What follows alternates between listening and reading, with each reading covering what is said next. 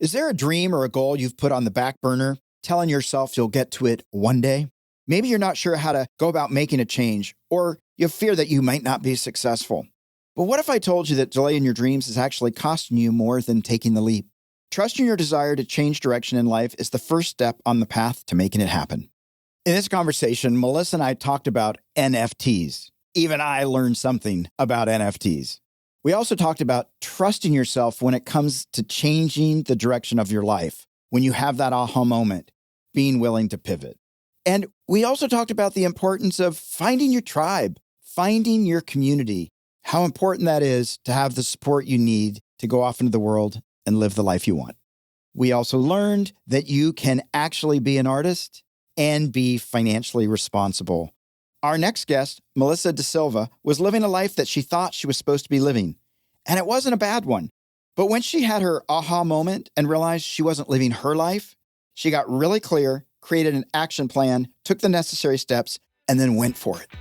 I'm Bob Wheeler, and this is Money You Should Ask, where we explore why we do what we do when it comes to money.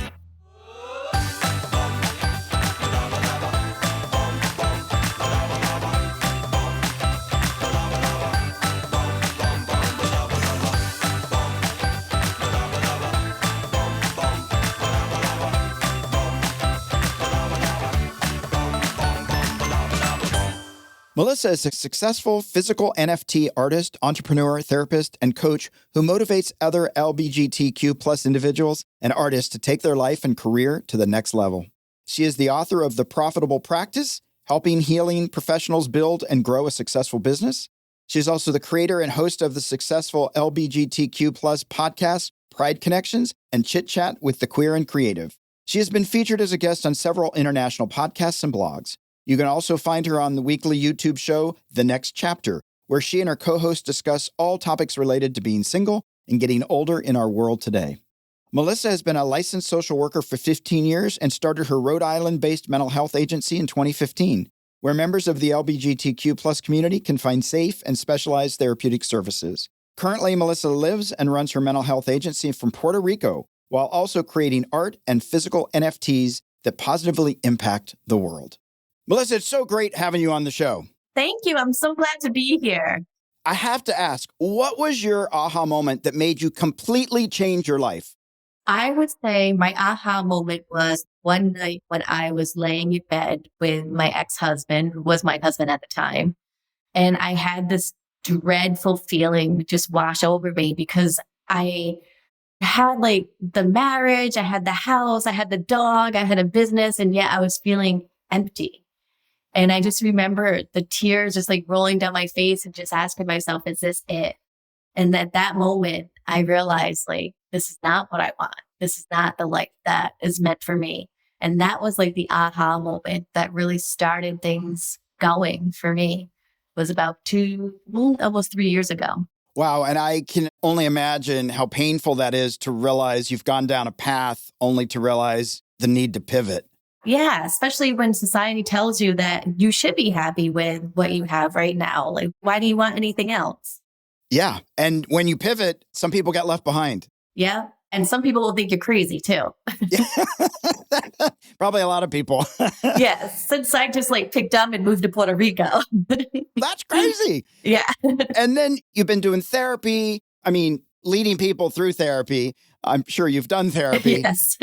But what was that like when you were transitioning from therapist to artist? Because that's also crazy. Yeah, because I go to school for so many years to get that master's degree to be a therapist. Yeah. And then I put all this time into starting an agency and getting that up and going. And then realizing like, oh, I'm an artist at heart. I've always been an artist. That's what like brings me joy. And so that was scary. I still do run the agency, but it's not like my full-time thing now. And I don't do therapy. I'm an entrepreneur at this point in time. So I'm an entrepreneur and an artist. But yeah, it was another pivot of like, that sunk cost fallacy that we always have. It's like, I spent all this money and time. I have to keep doing. But that's not the way I tend to move with my life, I guess. Yeah, I think that's so important. I just finished a children's book. And one of the things that I talk about is because as a kid, I was taught, like, when I made a decision, I had to live with it forever. Mm-hmm. So I was really careful about my choices because Yeah. I didn't know you could pivot. Yeah, because people tell you nobody likes a quitter, you know? Yeah. They don't talk about pivoting.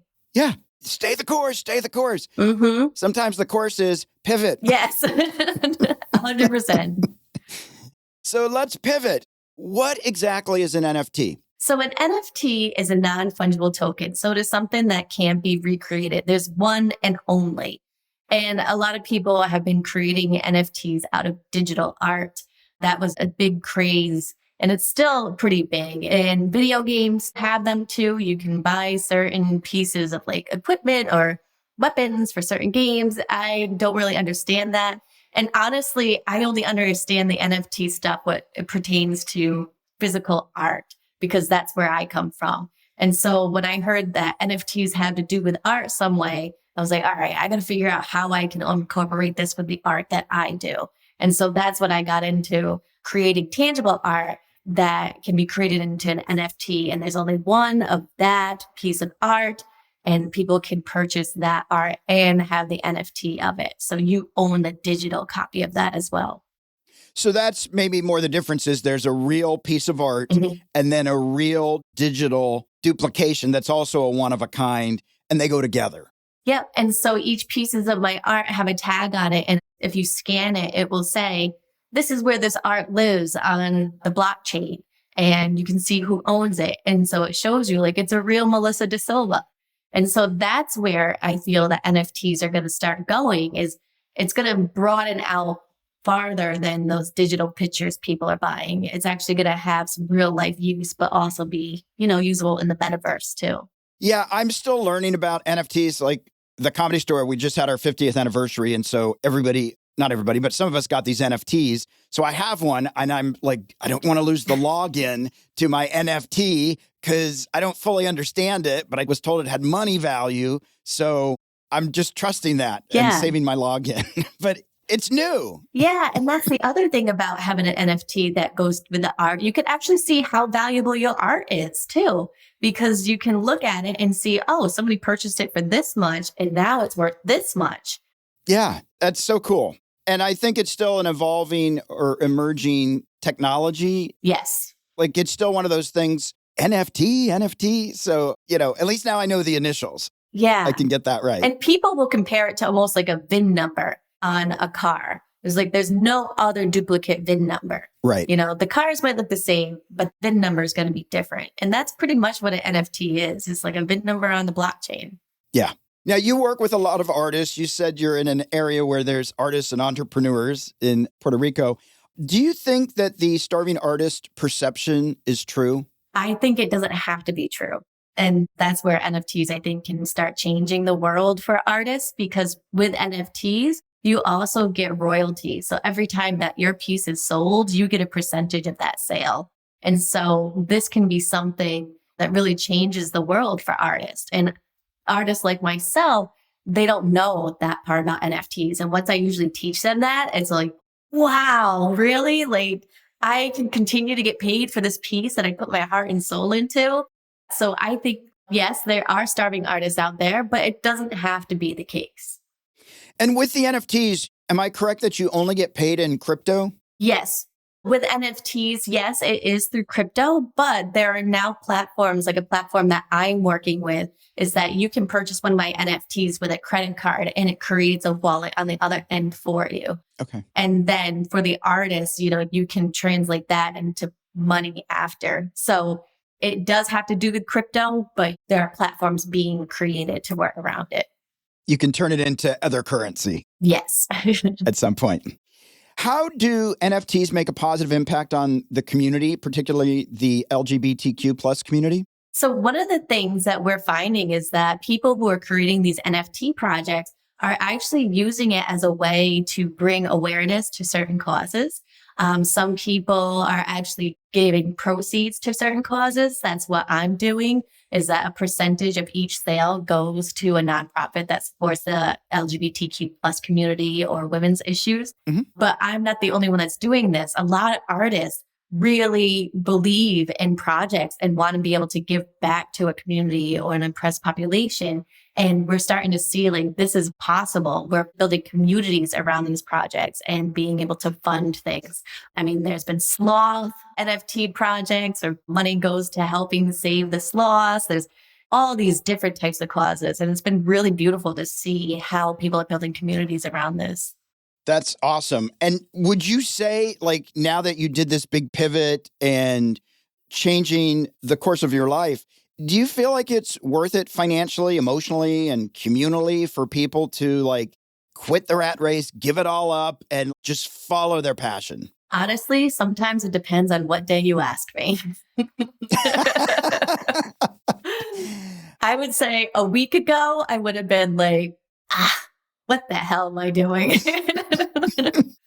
But, I think most people will ask themselves that at one point or another. And that is one of the risks of following your heart or following your dreams, is like, there is some risk taking in it. Otherwise, other people would be all doing it too. Like, it takes a certain type of mindset and guts to get out of the rat race and live your life differently. And it's scary. And sometimes it does feel lonely, and sometimes it goes to crap. But you pick yourself up and you trust in yourself that you're not going to let yourself fail and just keep moving forward. Yeah, I think it's so hard for people to get out of that mindset of, I think it goes back to that place where you can't pivot or where you believe that you can't. And so we spend our lives thinking, oh, if I do this, if I do A and B, then I have to do C. And then instead of just saying, wait, no, let me switch from alphabet to numbers, or whatever it is. And I think you can feel like you're alone. And when you're blazing a new trail, there's some phrase like, if the path is easy, you're actually on somebody else's path. Exactly. Right? Yeah. It's going to be difficult. And then finding the support and the reminders that, wait a minute, this is what I love. Because even people doing everything they love, Picasso had a lot of bad days. Yeah, he did. So I think that's something to remember. But when you were growing up, can you tell me a little bit about that? Like your parents, was there a mindset, just do the right thing? Was there support, or was there disappointment when you said, hey, I'm going to pivot and do this crazy thing and move to an island and I'm going to follow my heart? Well, I would say if you ask my mom now, she would be like, yeah, that definitely sounds like something Melissa would do. She was like, you never lived your life like the standard. I've always been a little different. I knew when I was younger, I didn't want to have kids. And that was just something that I've always known, that she supported in that. But we were very poor. My mom and I lived in an apartment where we pretty much shared one bedroom. And so I come from a scarcity mindset. And so that is something that I've had to learn to get out of, is that mindset of like, there's never going to be enough. The other things, it's like she taught me how to be creative and how to network and trust in myself, and that things are going to be okay.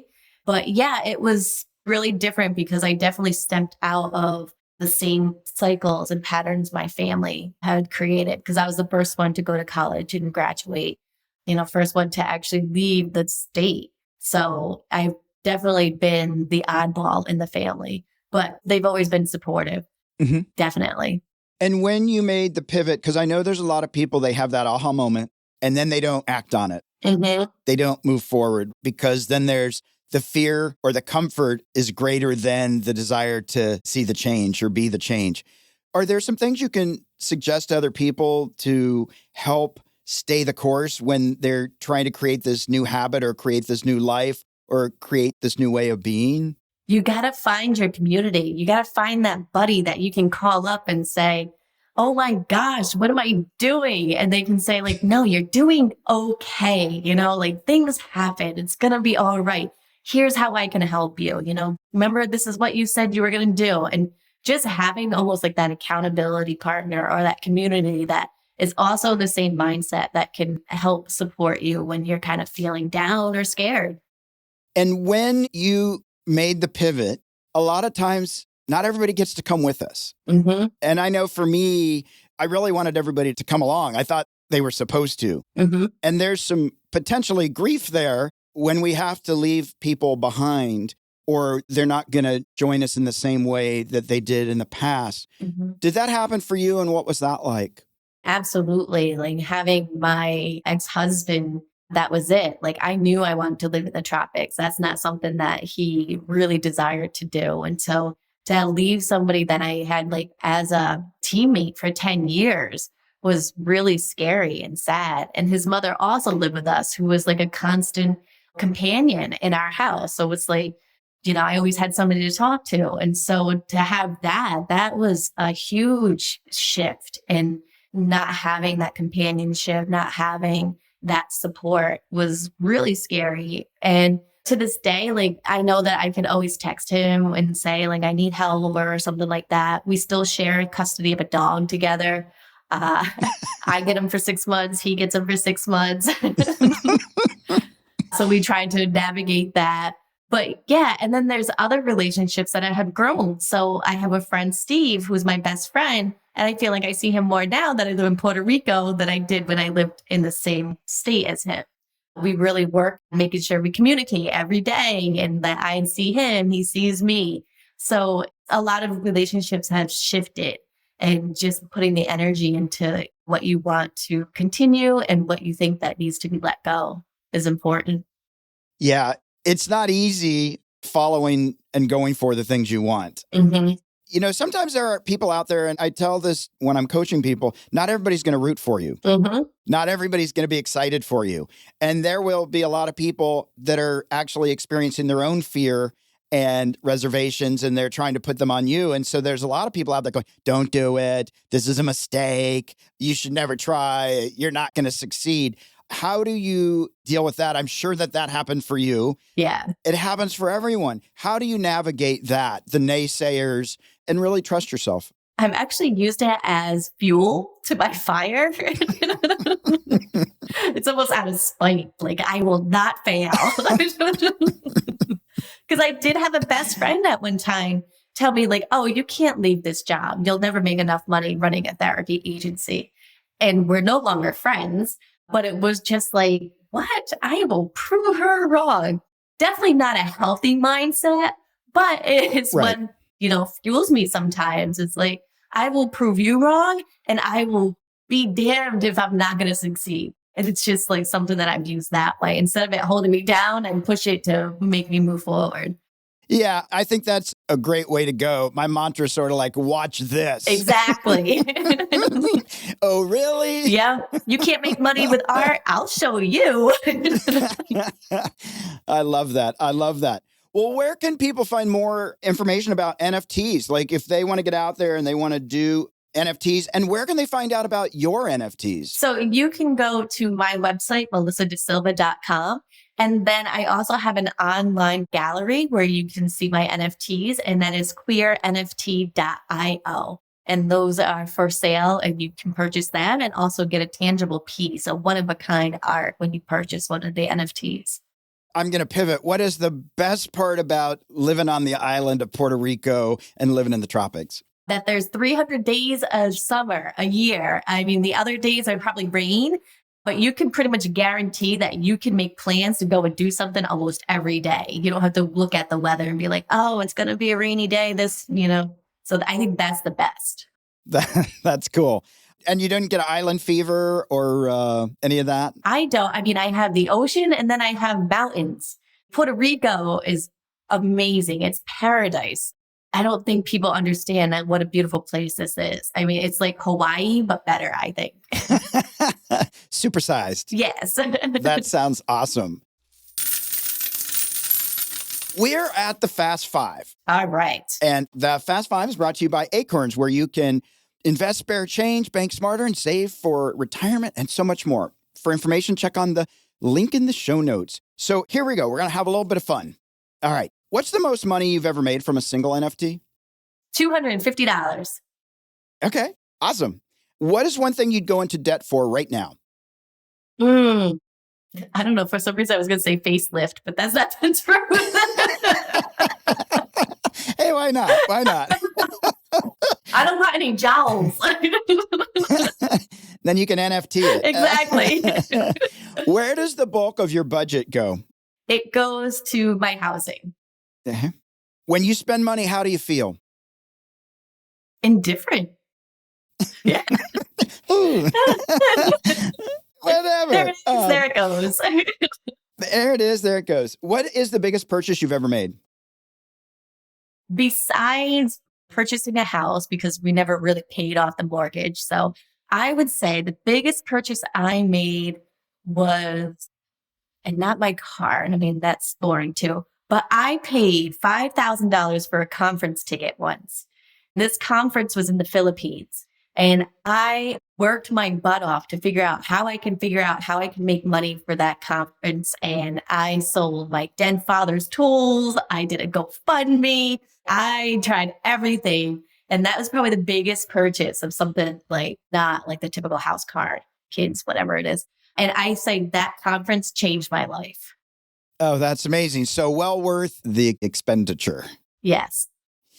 Well, now I know this isn't part of the Fast Five, but I'm curious, how much money do you budget on buying other NFTs if you do?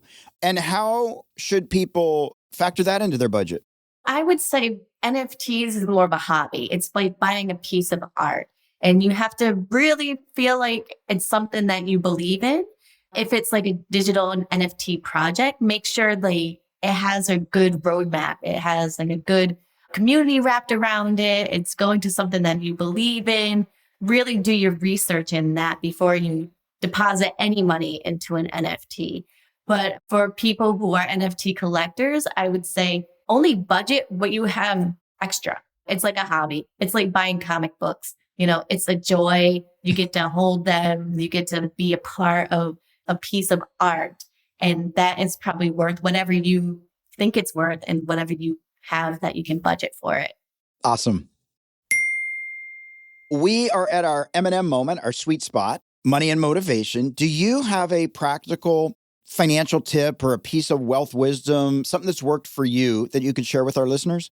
It sounds kind of wonky, but I have this affirmation that whenever I start feeling like things are getting tough, I just kind of say this affirmation and it makes me feel better. And money flows to me like a river. And at one point, hid dollar bills around my house. And every time I would find one, I would say, money flows to me like a river. It sounds weird, but it's something that's always brought me comfort. And I feel like it works. That's awesome. So, hey, everybody out there, go and take a whole bunch of $100 bills or $50 bills or $5 bills, whatever you got. I use $1 bills. Use $1 bills. Hide them everywhere, but make sure you do it when the whole family's not coming over. Yes. I mean, I don't mind if the money flows to them like a river, but I think I want it flowing back to me Exactly. in that exercise. But that's a great tip. And I think it is great to, even though it's your own money and you hide it, it's still fun to find it. Mm-hmm. You go, Yeah. And it's just a reminder to yourself, like it can flow to me, like it can be easy. And it's interesting how quickly I forgot where I hid those dollar bills. Right.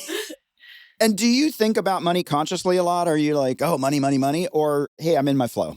I think about it every day just because, I have to with running a business. I have to make sure that the business is money flowing into it. So I think about it pretty regularly. So, Melissa, this conversation has been so awesome. And I think one of the biggest takeaways for me is the part about finding your community. Mm-hmm. I don't think people understand the importance enough that having your tribe, finding your people, finding the people that will love and support you and help get you through those moments of self-doubt is incredibly important. Because without that, I mean, for me, the whole point of being here is to be able to be in connection. And I'd like to be in connection with people that feel my vibe or that can appreciate my vibe, even if it's a slightly different vibe. So I think that you named that. It was just a really important piece of information out there. People, find your tribe, find your community, because we need our community. The other thing, I know we sort of came to it organically, but this piece about pivoting, being able to say, yep, I've done all this work and I was on course to do all these things. And when I feel into it, yeah, I need to go to the left. I need to go to the right. I need to take 2 steps back. And that's okay. It doesn't mean that we're a quitter. It doesn't mean that we didn't stay the course. It means we're actually in the moment and checking in what actually feels true to us. And I think that's so important for people. to follow their heart, but also do it in a way, you didn't just shift from, I'm not going to do any of my old stuff anymore. I'm just going to be an artist. You found that balance so you could still, have a little bit of breakfast in the morning and be able to pay the bills. It wasn't just this moment of, I reject everything and I'm going to trust the universe is going to instantly replace it. There's ways to do it consciously, intentionally, and in a way that protects you. Absolutely. So I just really appreciate you coming on and sharing all this information. So where can people find you online? I know we talked about where your NFTs are, but where can people find you online, social media? You've got a book out there. You're doing things. Oh, I'm doing lots of things, but you can find me usually on Instagram at real Melissa DaSilva. Awesome. Well, we'll put all that in the show notes. Melissa, it's been such a pleasure. I so appreciate you joining us today, and enjoy your 360 days of sunshine. I definitely will.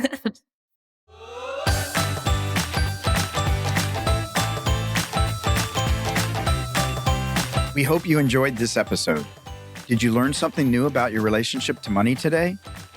Maybe you have a friend who has some financial blocks or beliefs that are holding them back. Please share this podcast so they too can get off the roller coaster ride of financial fears and journey towards financial freedom. To learn how to have a healthy relationship with money, visit themoneynerve.com. That's nerve, not nerd. We'll be back next week with another perspective on money and the emotions that bind us.